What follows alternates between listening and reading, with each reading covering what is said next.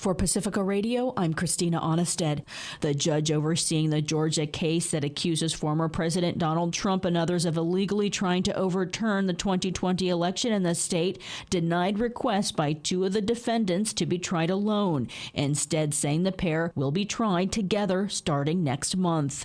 Lawyers Kenneth Chesbrough and Sidney Powell had both filed speedy trial demands. Fulton County Superior Court Judge Scott McAfee said their trial would begin October 23rd.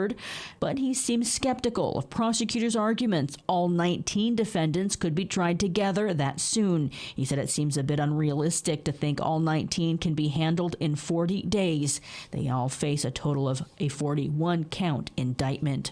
According to newly filed court documents, federal prosecutors plan to seek a grand jury indictment of President Joe Biden's son Hunter before the end of this month. The filing comes in a gun possession case in which Biden was accused of having a firearm while being a drug user, though prosecutors did not name exactly which charges they will seek. Hunter Biden has also been under investigation by federal prosecutors for his business dealings.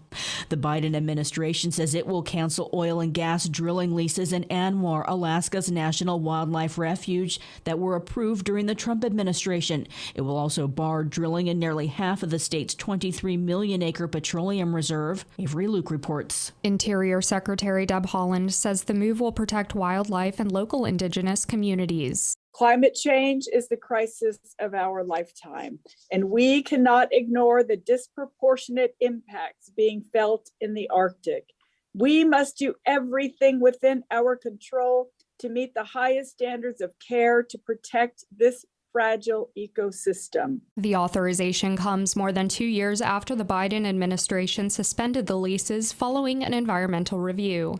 Matt Lee Ashley is with the Council on Environmental Quality. He praised the White House's move. 13 million acres of land in the Western Arctic are now proposed for protection with a pathway to further expand protection. So a fundamental paradigm shift. The move comes in the wake of President Biden's approval of the Willow Project. That's a massive oil drilling venture also in Alaska's petroleum reserve. The administration estimates the oil it releases would amount to about 9.2 million metric tons of carbon pollution a year.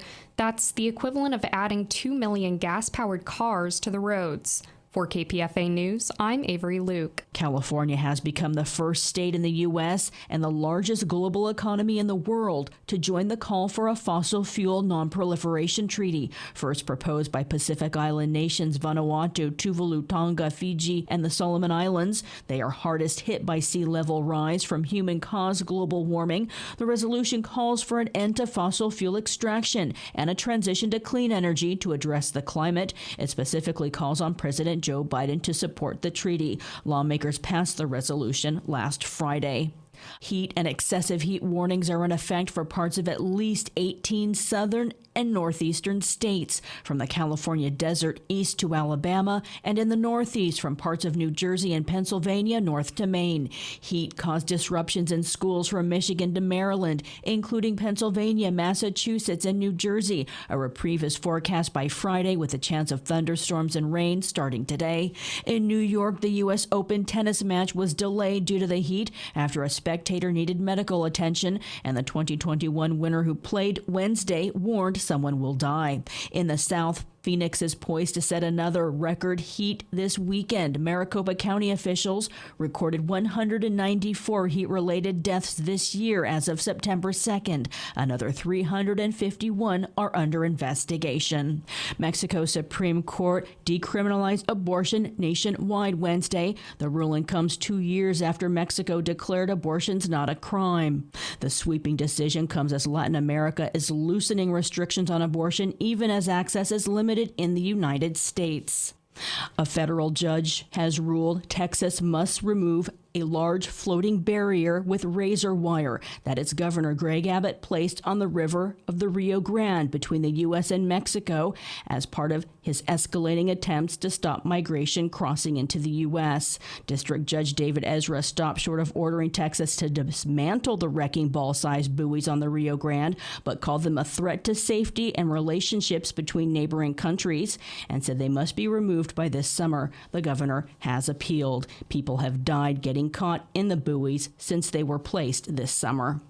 I'm Christina Onnested reporting for Pacifica Radio.